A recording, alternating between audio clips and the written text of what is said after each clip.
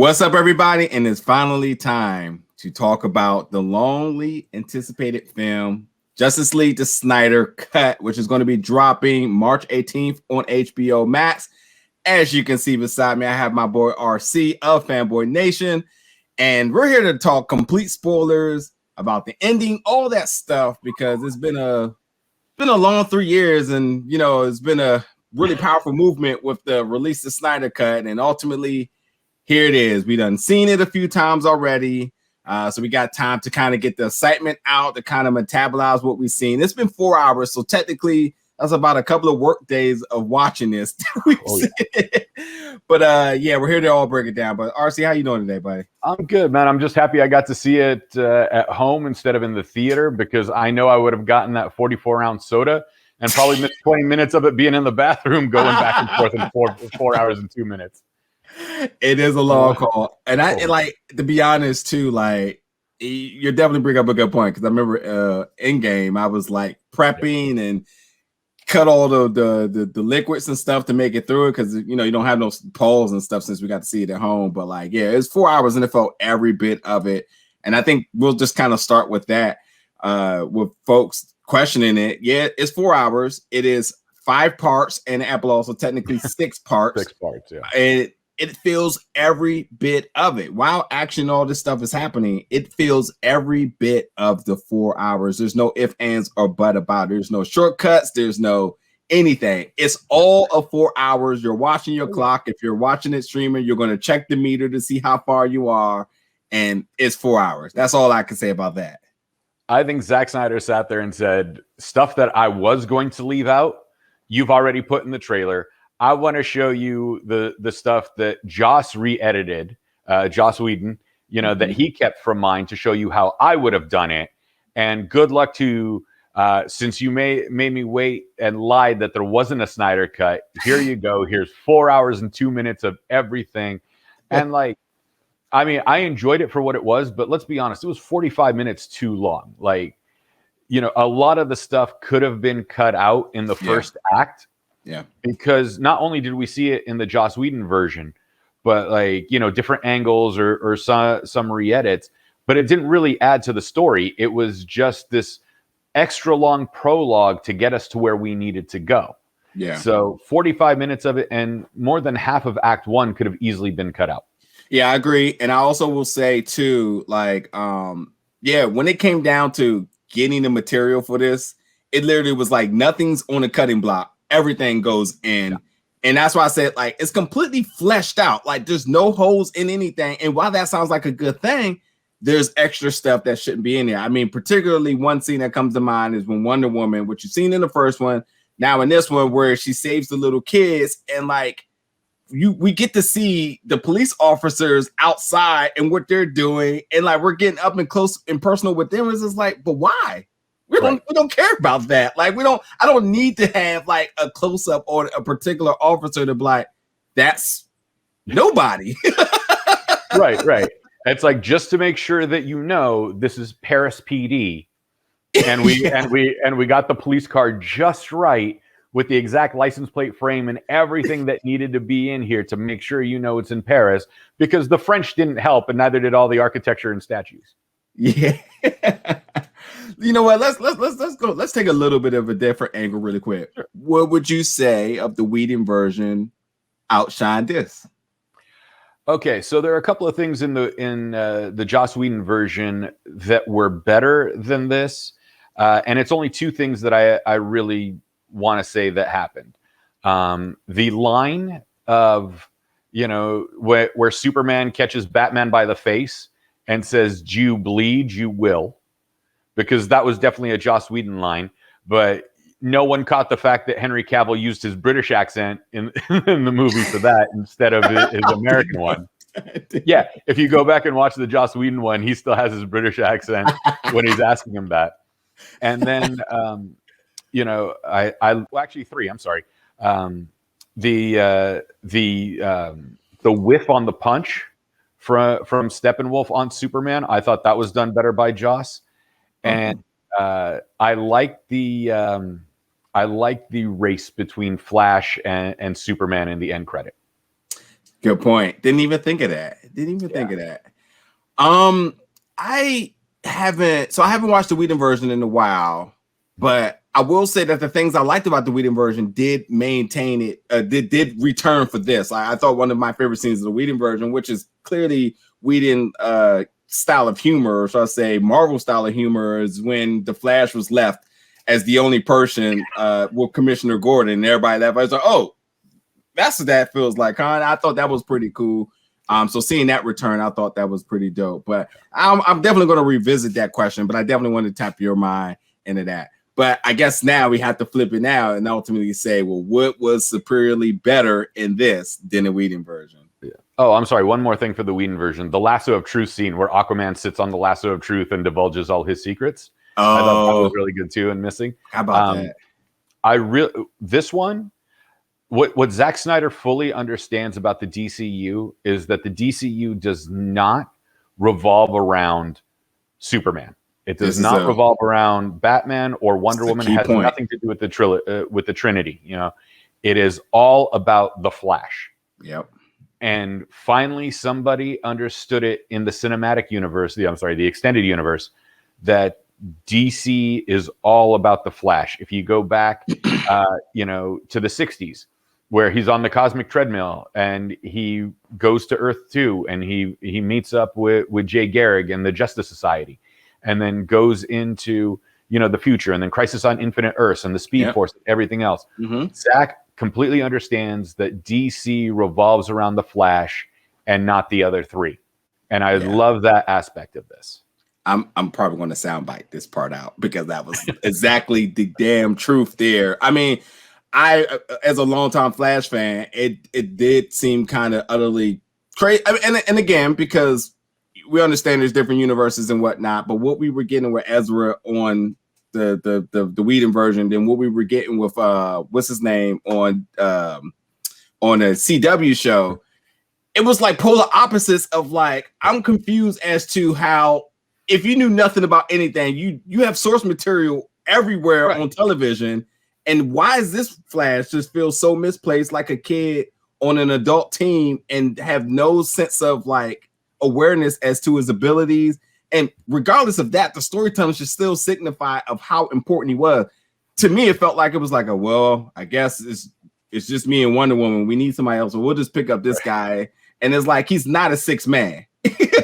And he's not coming off the bench for sure on this one. Yes, exactly. The last, I'm telling you, look, the last phase of this movie. Well, I can't say that because the epilogue is actually it. But the final fight in part 5, the Flash grabs the brass rings and delivers exactly who we all knew who he is. And I think it's like easily not even just that too. It's easily the most like convincing part in wanting to see the Flash film now. Is now that we got an idea of, you all seem to know what to do with him. Let's see where this next one goes. Because other than that, I felt like the other film was just going to be some type of an origin story film that just went nowhere. And I wasn't going to sign up for that. And I'll even say this about Cyborg too. That was another film I was kind of like, well, why? But now it's a lot more intrigue. And like, and like, I just tweeted it. But like a lot of people gave Ray Fisher a hard time beyond his own personal stuff that he's going through, but as him, the part of Cyborg, I mean, nobody would put him in their top 5 of best cyborgs ever. But I think this film changes the whole narrative. They completely show why he was casted as Cyborg and how they fleshed out that character and letting him really come into his own with it was done so good. It's just crazy. And I think that you take in the dynamic with him, and you're taking the dynamic with his father, Solid Stone, who's played by Joe Morton. I think the two of them, who we got a sample dose in the Whedon cut, we fully understand now why the two of them were casted in the way they were and how just energetic the two of them were on scene together. Like easily was one of my favorite parts of the film. Oh yeah, you could totally feel the overworked absentee father that wasn't there for his son. With the Joss Whedon thing, Ezra Miller wasn't Barry Allen. He was Bart Allen. He was Impulse. And I think Kevin Phoenix said in the scene where Superman knocked out the Flash. Kevin Phoenix is our gaming editor at Fanboy Nation. Said, "I hope Superman hit him so hard that he went through the multiverse and came back as Impulse, because that's who Ezra Miller was playing in the Joss Whedon version." But you know, it was what it was with Joss Whedon. You know, he tried to save a lot of Zack stuff, incorporate his own thing, but the two styles don't necessarily complement each other. I mean, you know, Joss Whedon does like bright and colorful, and he does like to emasculate his male characters, you know, for the gender swap role reversal type deal. But Zack really needs a color wheel. I've always joked that Zack is colorblind because everything is burgundy, black, navy, and gray. And you know, this was darker, not only in tone, but in visual effect. And if you go back to Batman v Superman: Dawn of Justice, you know, you really needed what was it, night vision goggles to watch the movie. Like we saw it in 3D. And I kept taking my 3D glasses off because I thought they were tinted too dark. And then I realized it was the screen. True that.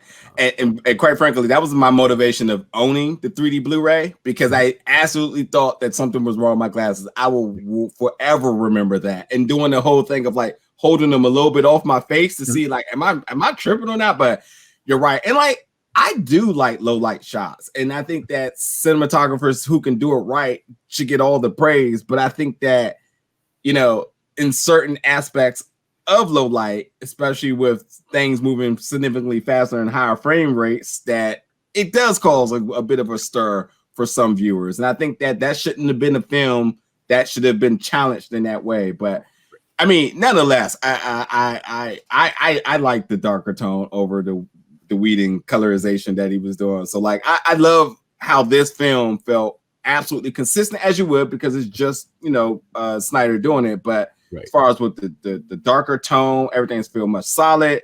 And the violence, and I would say like the violence wasn't overbearing, but it was constant. And I appreciate that, because like I felt like with everything at stake, with what's happening with the plot, one of my biggest gripes with the first one was Cowboy Aquaman, where it's just like everything's pretty serious and you're like joking around, and wait a minute, your character doesn't even traditionally joke in this matter. So like what? So I definitely liked how it felt more continuity with this. But again, I can always go back and say, well, for 4 hours, you better as hell be. Right. I mean, Aquaman had his light jokes, and you know, but they weren't heavy, and that's a Joss Whedon trait, is that he'll take his most masculine character, and to emasculate him a bit, he'll give him too much humor and tone him down a bit. You know, I've met Joss a couple of times. I got a death threat after I said he made Captain America, actually several, for wussing out Captain America in the first Avengers. And so when I finally met him the first time, I took a picture with him and sent it to everybody that hated me. But you know, it's just not my sensibility with that. But you know, Superman, Zack got him right this time. I thought Superman was a little too dark in Man of Steel. The origin story didn't fit the narrative of Superman for what it was. I think Joss got Superman right in the last one, and I think that bled over into what Zack was doing this time. Batman was right. Wonder Woman was great. I mean, everything worked out. We did see several members of the Lantern Corps from the past. You know, when they first fought Darkseid and Steppenwolf. But we didn't get Hal Jordan, unfortunately. Yeah, you know, that's the big one waiting. They're waiting for that for the TV series, right? That's still the plan, the series, right? Yep. Oh, the series I think the series is going to be great. As everybody knows, I want to be the voice of Simon Baz. I mean, my mom's from Beirut, so of course I got to be the Lebanese Green Lantern in something. Dude! You know? That's the goal, man, you know. But I think the Lantern series is going to be amazing. And I would at least like to see Kyle Rayner, or if you need the comic relief in the film to lighten things up, it has to be Guy Gardner. Okay, so really quickly, just to jump to that really fast, do you feel like now that this is out and it will be available soon, as we got to watch it early and this release is dropping on the embargo date, so a few days before the release, do you feel that this also gives a extra sense of hope for the success of that? Because before this, everything was kind of 50-50. I mean, Wonder Woman 84, half and half on that. The films before that, half and half. I mean, Wonder Woman, I think, was the only definitive yes.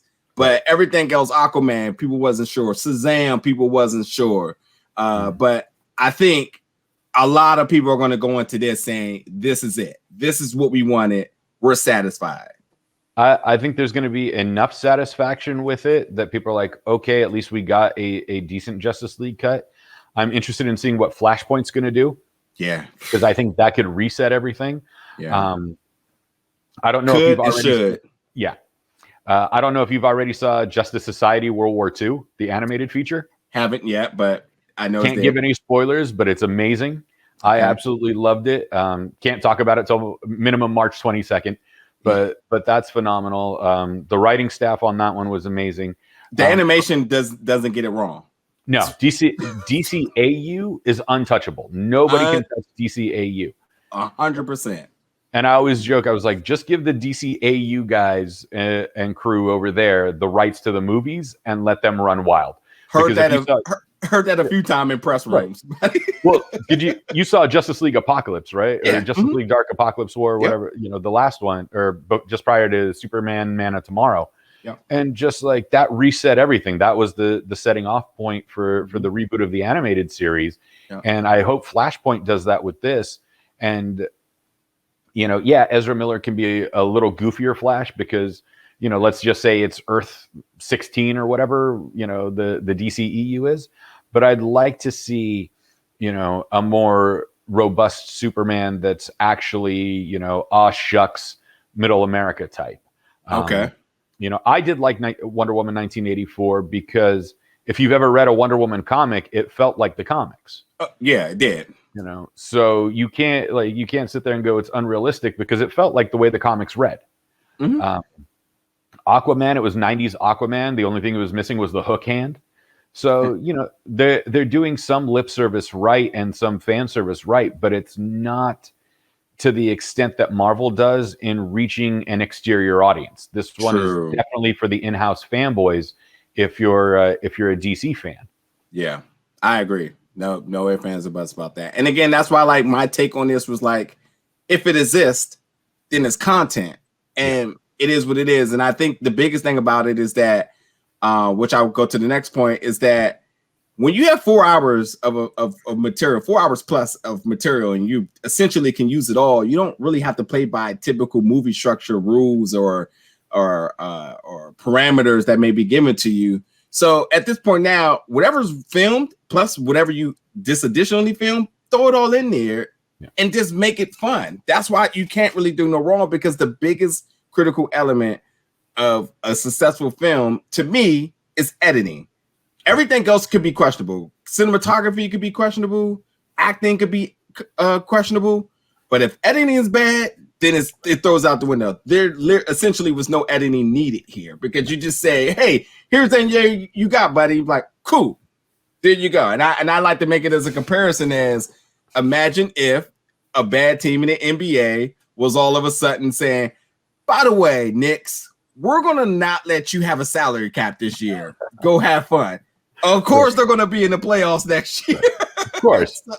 So I just think that as far as the fan service, it is going to be there. There was enough hype behind it. The movement was super powerful. And not only just the fan service for the fans, but as we've seen at the conclusion of this film, this was a love letter to his daughter. And so there's a lot of passion involved here. And of course, it was going to have to be able to do that. And I think much like you said, that Zack felt a sense of responsibility. You can taint it as its ego as you want. It doesn't matter. Right. But he knew he had to get this done.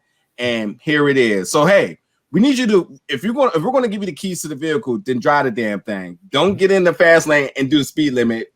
Right. Max it out. And that's what he did. Exactly what he did. Yeah, he didn't put the Prius in the fast lane. Like they do out here in LA. Like they'll sit there and cut you off in their Prius. For us old people that remember the penny racers, sit there, move over into the fast lane, and then go 35. When they should be like in the emergency lane. No, he went full blown with this. I mean, yes, 4 hours. It is bloated. I think we could have gotten Zack Snyder and Justice League cut 1 and cut 2, or part 1 and part 2. I think that would have been better in general. But it would. I think it would. What would have made it better in general in that sense is that like we could have gotten one now, and then we could have gotten part 2 for the summer. Yeah, and gotten the conclusion then, because we knew it was going to be one continuous story, the same way Warner Brothers has done with the Hobbit series. Yeah, they turned it into 3 movies, so we knew it wasn't over when we saw the first one or the second one. There was still a third act. This one, he could have easily done that in a 2-act film or a 2-parter, and we would have just been as satisfied. By the way, you bring up an amazing point. The Hobbit is a victim of bad editing. No reason that the first one should have ended right before the dragon was slayed, just for the second one to start and the dragon gets slayed, and you're just like, oh, well, that build-up was all about nothing. But like, right. And it just tainted me out the third one. I was like, do I even gotta watch that? But I was all in for the high frame rate. That's what I was there for. I wanted to see how that looked on the screen. But okay, so essentially you would have been cool with 2 parts over 6 parts and like a mini series, or any of it would have worked for me. It's just a 4-hour one-time sit down, especially for us, because we have a limited window of how long we can watch it. So if they only gave us like 48 hours to watch the film, and I'm like, we have 48 hours to watch 4 hours and 2 minutes. Yeah, don't you have a job or a family or a life or anything? You right just here you go. like I got to have breakfast in the beginning and then lunch in the last 3 hours of it, because of how many times I had to stop it. Like I had to get coffee. I had to sit there and I was like, oh yeah, the eggs are almost ready. I mean, I watched it all the way through, but I'm just like, there's so much going on that I couldn't just sit there for 4 hours straight and watch it. I would have been happy with 2-parters, one now, one in the summer, or a mini series and break it up that way. And it would have been fine either way. I mean, what's it called? The Falcon and the Winter Soldier is a series, but essentially it's like the Snyder cut of what the Falcon and Winter Soldier movie would be, just divided into 8 to 10 parts. Yeah. So it's going to be, a little bit longer, but essentially that's what it was going to be. And I would have loved to have seen that with this as well. Where would you have cut this? Again, full spoiler. So where would you have cut it if you put it in 2 halves? Let's see. I would say with the way the cut is right now, not with the stuff that I wish they cut in the first 2 acts. I would have cut it just as when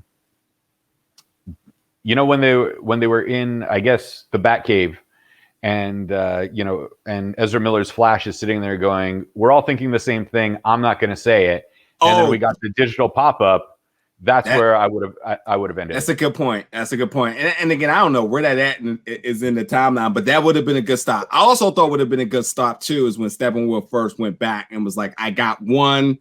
The other 2 are asleep." They called out to me, and then we get the flash. We get a glimpse of Darkseid, and I would have just left it there. But again, I don't know where that's at. Shit. Again, this is why I like for 4 hours. I'm about to say, and I know somebody in the comments gonna be like, "Dude, that was 20 minutes in." I'm like, right. I don't know. Then we could have gotten an 8-part miniseries. Thoughts on the score, man? Score was pretty good. I didn't mind it so much. I like that they did music from, the Hans Zimmer stuff from Wonder Woman, the stuff from Dawn of Justice. A couple of the songs, I wish they used original songs or at least re-recorded versions of it, but it's all owned by Warner Brothers Media. So why would you go outside when you already own the library? It doesn't make sense, Yeah. So no, good on them for saving some cash that way, because they just have to pay themselves. Yeah, I saw a few people saying they were really high on Wonder Woman's fight theme, and I don't know do I feel the same? And I don't feel like any new, or should I say, newer renditions of the score really compelled to me.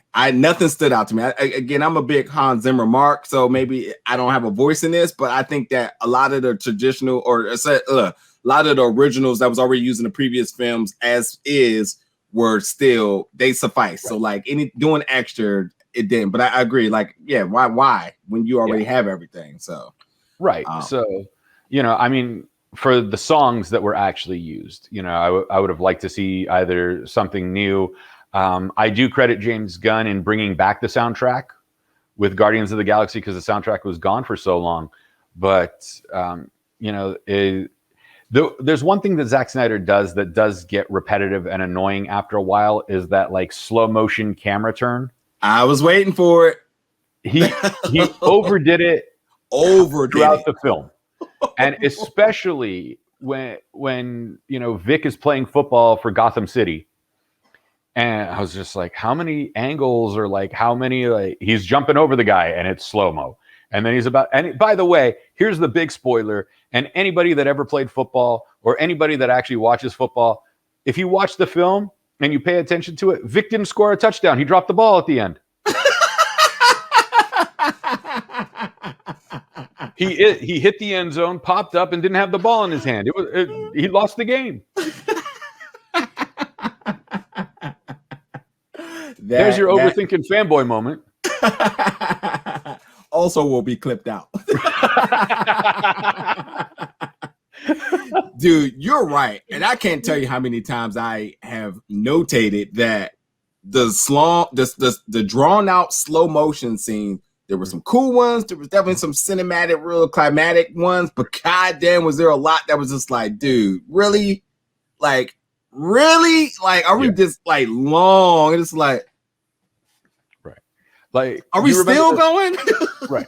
Well, like, you remember the South Park episode where they made fun of 300 and they opened up the lesbian nightclub Lesbos, and then Mrs. Garrison sat there and was either making tea or coffee, and they did like the Zack Snyder slow-mo thing. Like, I was waiting for somebody, like I was waiting for Alfred to pour the tea and get that slow-mo thing going too. I was just gonna say, like, at some point, I was like, did he call Michael Bay? And they were just like, dude, who can go the slowest? It was definitely like, in all fairness, it was like so drawn out, and that's definitely something that they should have been like, hey, cut that. But again, this is why I said that the editor had the easiest job of his life, because it was like, yeah, maybe we again, because if you do have some of those moments and you cut the runtime down, then the moments that you do it, they look ultimately cool. But when nothing is cut down and you use all those moments, then this is like, oh, here's another one. So right, like the coolest one there is the screenshot that was released. You know, it was a quote leaked photo. And it's not a leaked photo if DC sends it to you.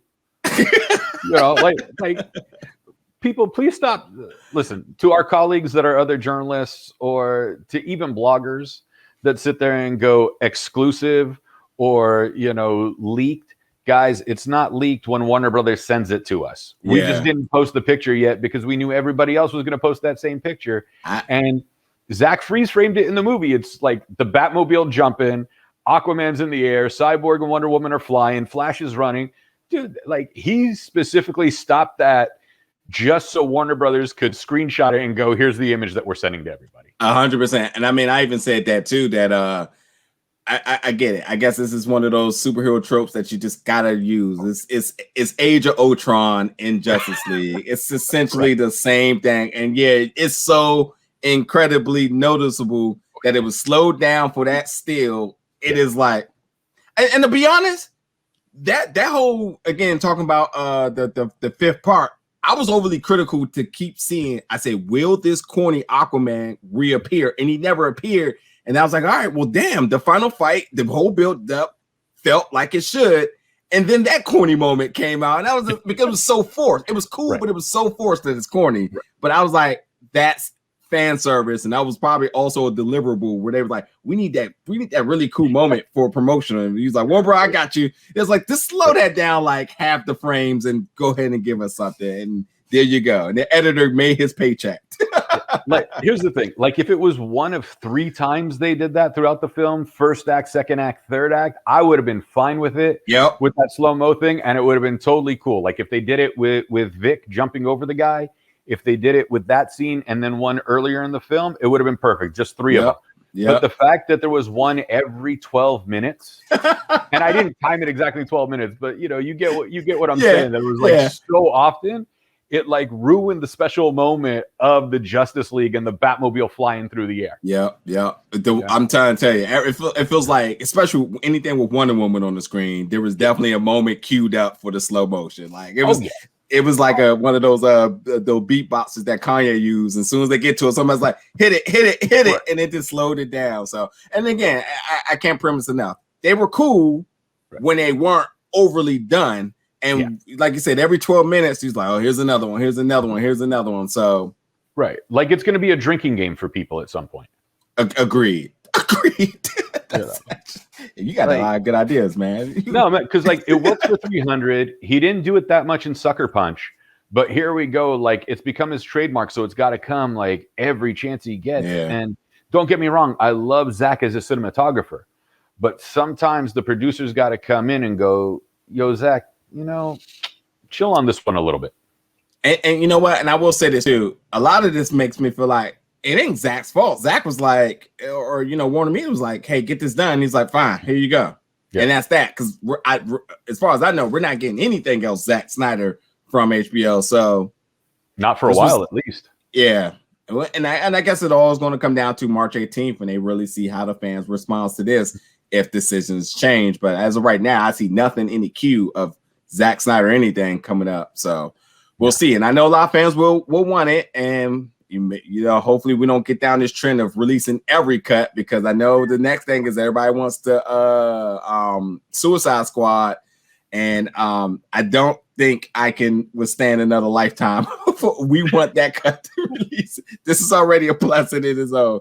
So let's talk about some of the new faces that appeared in this film and your reactions to that. So we have Iris West, played by Kiersey Clemons. We have now Darkseid, voiced by, I always want to make sure I get his name right, because I always want to call him somebody else. Ray.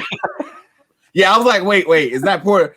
It's where's my notes? I come back to it, but we have him. I feel like it's safe to say that Steppenwolf is now legitimately somebody now, because I feel like he's more of a villain, but Steppenwolf and whatnot. But Martian Manhunter, as you mentioned, the Lanterns.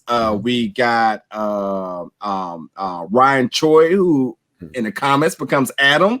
Right. We got the Gods. Was he even in what's it called in the Whedon cut? No, like he was just some background Asian guy that just worked in the lab, and now here he is, full blown in the movie. Yep. So you got him again. We got the Gods. So we got Zeus. We got Ares. You got Artemis. So a lot of different pieces are now being brought into this. So out of all of that, what was kind of some of your big moments of some of these newer people now appearing in regards to DC Universe? I want the guy who's Ares' personal trainer to become my personal trainer. Dude, what? That guy was. You saw how jacked the dude that was Ares was. I was like, man, who's training him? I need that guy now. And Ray Porter, who voiced Darkseid, did a fantastic job. Did an amazing job, man. I'm happy we finally got to see Darkseid. Darkseid, ruled the roost in this one. I'm also happy that people woke up and realized that Darkseid is not a knockoff of Thanos. I mean, Darkseid came first. Sorry, everybody. Sure. Iris West didn't get enough screen time, I think. I think that's all we needed to, because obviously she has an entire movie now to get to get forth to. But like now we know the dynamic between them. Kiersey Clemons, I love. So I thought she was great in it. We finally the gentleman who played the original Jimmy Olsen in the Richard Donner Superman, with Chris Reeves. Mm-hmm. They had him play the cop in this one and and talk to Lois Lane. I'm happy we got to see him in this. The fight scene at the memorial was great. I really liked the new edit. Instead of CGing out, instead of taking out Cavill's mustache. This was all the scenes that were there, but I do miss that one line in there for sure. Everyone's thrilled to see the black regenerative suit, Superman in the black suit. Again, Zack needs a color wheel, because I think The S shield needed to be like a brighter gray, almost white, like a silverish tone to it. I'm just happy we got to see Superman fly. Like, Zack Snyder knows how to make Superman fly. And yeah, I think he finally learned from Joss Whedon what Superman needs to be.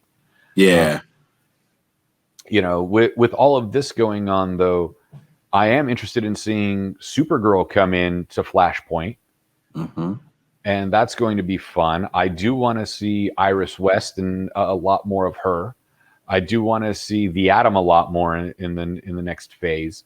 So with Flashpoint resetting everything, what do you think is going to happen next? Because I know there is talks of a Black Superman, which I really hope it's either Val Zod or Calvin Ellis, instead of just doing a race switch on Clark Kent, because we already have two Black Supermen in the comics. Mm-hmm. Depending which Earth they're from. And I think Val Zod would be a more sympathetic character than Calvin Ellis, because Calvin's already not only Superman, but president of the United States on top of that. Like, what do you build from there? It's not like the Road Warriors, since we're both wrestling marks, starting at the top and getting better. Like, how do you get better from being Superman and the president? Yeah. I mean, to be honest, I haven't thought too much about what I want from the Flash movie, because I didn't care until I seen this, because I just thought all of this was trouble in paradise. And I also thought that releasing this would make everything problematic, but it gave me a sense of hope now that we got to see what the true vision is. Maybe that makes people rethink how they were going to approach all these other films, the possibility of it. I think also too, when you're talking about bringing in Black Superman here, and obviously what we have with Supergirl, I think that now that inclusion is more of a focal point, I think now this is going to allow people a little bit more freedom to really tell the story and how they want to do it, and really using all of the source material that's truly available, instead of just playing by the network company or whatever rules. So I don't know what I want yet, but I am very, very optimistic that within the 2 weeks of this release that I'm gonna have more of a feeling of it, just because of the idea that I feel like this is going to channel a lot of good things out of it. And I can't help but to say that it's a little bittersweet that the Snyderverse of what people are wanting, that we won't get that, essentially, because it is what it is. But considering how much potential that this has now, this is kind of a little bit upsetting, because like, wow, this definitely leaves us down a lot of potential in any direction. And it's always now, like, again, do you not worry that now that the Flash has done good, what happens if they revert back to what we had with the Flash? You know what I mean? Right. And this is like, really? So I don't know. That's what I'm just trying to. I want to take it about 2 weeks after this, and I just want to see what type of responses come from that. I will be expecting major news to be dropping. Once this releases, once the fans and everything, all the good ratings and whatnot gets out, I expect to get there. And I think probably the first thing we're going to hear about is going to be what's happening with the Green Lantern Corps thing. I think that's where a lot of news need to come from, because their introduction here and their history and a little bit of their tenure. And I will say this too. Every time that they brought up the Lanterns, they brought up Kryptonians. And that just tells you essentially how pivotal they are as to where people navigate as to where they want to conquer. So if that's involved, then people are not going that way. And I think that, like, no matter if you know anything, you know that Superman, the mother bosses were scared of Superman. They said that in there. So if they're mentioning a Kryptonian next to a Lantern, that these are really significant parts within this universe, along with whatever the Flash decides to do. So, like, I'm hoping to hear some Green Lantern news come from after the conclusion of all this. You brought up something that I almost forgot that we need to talk about, and that's the CGI. Mm-hmm.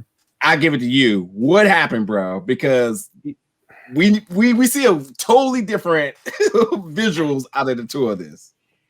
It looked like they cut the budget. I mean, it's better than the stuff that we see on TV. I'm not going to lie to you. Yeah. But it looked a little too cartoony for it, it feels like, all right, Zach, here's your cut. You get to do what you want. but we're not going to give you the money to give you the full vision of what you want. Like it was this mix of, okay, you're going to get it, but not exactly. Yeah. You know, and you know, somebody that like you've seen those fan cuts of The Irishman, right? Yeah. And they're like, oh, Netflix, you know, you made De Niro look like this. Well, we de-aged him using this program and our cut looks better than yours. So like, there's going to be some fan cut that's going to come out, take out the 45 minutes that we thought was unnecessary, and then recolorize it, and then fix their CG and make it look better than what Warner Brothers gave us on HBO Max. You know it. Yeah, I definitely noticed that, like the CGI, which it depends on how you like to view your stuff. Like the CGI on the first one, I felt like you can tell the budget was out of this world, and it made some scenes look wonky, where some scenes were good, some scenes were wonky. But now this one was all more, again, this is why I say like the tone was solid, because everything felt consistent, because there wasn't elevation in CGI in certain scenes that would have. I mean, again, going back to the Flash, and we're talking spoilers here, but the Speed Force scene is fantastic. And I couldn't even imagine what that potentially would have looked like in a Whedon cut, to the point that I possibly could have hated it. But like, it's so done, so visually good, and because it's not dark, but it's bright, so everything right illuminated. I enjoyed it a lot more. Right. No, but like even like the relationship between Cyborg and Flash, you know, they're the two younger guys, so they're going to be cracking a few jokes with each other, so that works. Yep. You know, we didn't need frat boy Aquaman. You know, that didn't fully work. You know, this one, like, we got like hardcore, all right, you know, reluctant king, I'm still a street kid at heart type deal. What did you think about the Icelandic song and like all of them sending him off back into the Atlantic Ocean? Okay, so again, when you talk about parts that could have been cut off, I get it, but like, I feel like it's just extended the beginning of the film much longer than it need to. And like, that's like you said, the first part is something I would have cut off. It was cool. And upon watching it the second time, the first time was just like, oh, this is just drawn out. But the second time I get it, more appreciative of it. But also I thought about, like, we already got the Aquaman movie, and adding more of a sense of the origin and stuff with him, I feel like it was just unnecessary. So that's why, like, I easily drew the conclusion of like, whatever is available from filming, just throw it all in there. So it was cool, but like, didn't need it. Right. But I think like it just helped the psychology of who Aquaman is and why he's more reluctant to going back home, because he's so loved on land. Well, so, like, the thing is with that is like, you know, this really, and I'm not saying this to be, you know, as a pejorative or disrespectful to Zack Snyder, but this was really not the director's cut. This was the cutting room floor cut. Like, you know, like, oh, you're finally going to let me make the movie that I wanted to make? Oh, you told everybody there wasn't a version when there was one? Fine. Not only am I going to give the version that was ready to go, I'm going to put back everything in that you told me to cut that you didn't think fit the narrative. Yep. And then again, I you know, not to sound redundant, but like, everything's fleshed out. And these are the things we're talking about. There's no holes in anything. There's no, again, you're talking about why the village, why the people were appreciative of what he did. And it wasn't just like a person who just went into the water. He came out, gave you food, and rode out. Like, you saw the reciprocation of why they appreciated him, why they protected him. And obviously going full circle, ultimately what drives him to want to go back to seeing his dad and whatnot. A lot of people had daddy issues in this, and a lot of daddy issues were fixed. There's daddy issues in every single superhero movie. True, yeah. The last really big thing I wanted to bring out was well, kind of two things where we kind of touched up on it a little bit. Is obviously it was a bunch of issues in the Whedon version. We felt, do you confidently say that they were fits? We'll start there. As bloated as this movie is, it wasn't, you know, and certain things could have been cut out.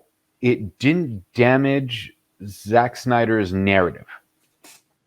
So it worked for the narrative, even though it was too much. Again, if this was cut up into a 5-part miniseries, there'd be zero complaints about it because it was cut into a 5-part miniseries. But because we sat through and watched 4+ hours of it, that's where the discomfort comes. You know, luckily for people that have HBO Max as a subscription, they can pause it and break it up into, you know, 2, 4, 6 watch increments and pick up where they left off. So it's slightly different for us because we had to watch it all at once in this 48-hour window. But the narrative flows. So even, yes, it's bloated, it still works for what it is. Yep. Am I disappointed that we might not get a part 3 and everything we saw led up to a sequel that's not going to come or potentially not come? Yeah, that's heartbreaking because I want to see this alternate Earth that the Joker refers to in the epilogue of how many universes do you have to ruin in regards to Batman? And, you know, there's 52. And so if we get a Calvin Ellis movie, if we get a Superwoman movie, if we get a Val Zod movie, if we get the TV series version of Superman where he's depowered and he's living in Smallville with his sons and so on and so forth, I like that aspect. And I think that's the mistake DC made early on with the films, was that they didn't go the route of, look, we have a multiverse. We're going to have our core set with the Justice League that are the intertwined movies. And then we're going to do a bunch of one-offs that aren't related. And we'll just at the very beginning go Earth 12, Earth 16, Earth 37, Earth 52, Earth 1, Earth 2, and so on and so forth. And then if we get an Earth 3 movie with you know, the crime syndicate, like how awesome would it be to see Owlman, Superwoman, and Ultraman in a film? And then they're wreaking havoc on everybody. Yeah. So like that's where DC made that mistake, was not being their own thing. And, you know, since you and I are both professional wrestling fans, we talk about this with AEW and WWE, you know, and everybody that doesn't watch wrestling that's listening is going, really? They're going into that? Oh, boy. But there are aspects of AEW that you're like, guys, you said you were going to do your own thing, but yet you're bringing on WWE or former WCW legends. Yeah. How about build up your own roster like you promised? And that's what DC needed to do. They didn't need to be Dark Marvel. They didn't need to be a complete antithesis of Marvel. They just needed to be DCEU. Yep. And I think with Flashpoint, if it's not too late, we can get that. Well said. Well said. I truly have nothing to add there, and I think that's a good way to wrap up our review for today. RC, chances are you watching it again before. Oh, Windows probably closed already, so forget that. Yeah, Windows probably closes in like 45 minutes, so that gets the first 45 minutes of it. But anyway, folks, what about this real quick? Out of 5, what do you give it? You know, 5 out of 5 stars. This is a good question because I really can't give it anything because I feel like it doesn't play by traditional film rules. And when I rate films, I got to rate it for the film structure. And I feel like this one's playing outside the box. And sure, it's a film, but it also feels like a miniseries put all together. So it's just a whole different I just have a whole different like philosophy on this. And I just feel like this is just bonus content that the archive said didn't exist, and he said, well, here it is. And that's the thing. So like I give it an NA because it just doesn't really fit in how I review things, either series or film. But I will say this as a fan and somebody who is HBO Max connoisseur, this is you know, as good as it gets for material. It is fan service. Everybody should be happy. It is a long haul. So, you know, get ready and prepare your bladder or your stomach, however you can for it. I mean, you can hit the pause button for sure, but if you plan on sitting it all the way through, if you have an audience or whatnot, having a movie night, be prepared because the 4 hours feel like 4 hours. And I think everybody will be happy with this. I think the way you come out of this not happy is expectations. And the only thing that you should go in here saying is like, well, here it is. I got a subscription. I might as well just watch it, and you'll be fine with that. So, and shall I note too, it's not in theaters. No. So the idea of it being released as a movie, that went out the window. They could have did it. They easily could have waited 1 week. Godzilla's going to be in theaters. So they could have said, you know what? throw it on the theaters. Let's do our simultaneous release. I still can't even talk about Godzilla yet. What would you rate it, buddy? Oh man, let's put it like this: if it was released as a miniseries, easy 4.5 out of 5. Okay. If it was released as a miniseries, because I had to watch it in 1 4-hour block. Like you, it's kind of hard to give it a rating in that regard. So that one I'll avoid. But if it was a miniseries, it'd be 4 out of 5 easy. To say this, if you guys ever wanted to try intermittent fasting and haven't done so yet, give it a shot with Justice League, the Zack Snyder cut, or Zack Snyder's Justice League, because it really is an intermittent fast period. Well, folks, RC, it's a pleasure having you. The seat's always open. Folks, this information is down in the description below. There will probably be some more Snyder talk. Again, this is one of the most highly anticipated films of the last few years, and there's a lot of fandom behind it, and I'm pretty sure there's going to be other people that's going to be wanting to get in on this conversation. So definitely give him a follow. His review will be dropping soon. And as always, folks, thank you so much for tuning in. I'll catch you all very soon for more content.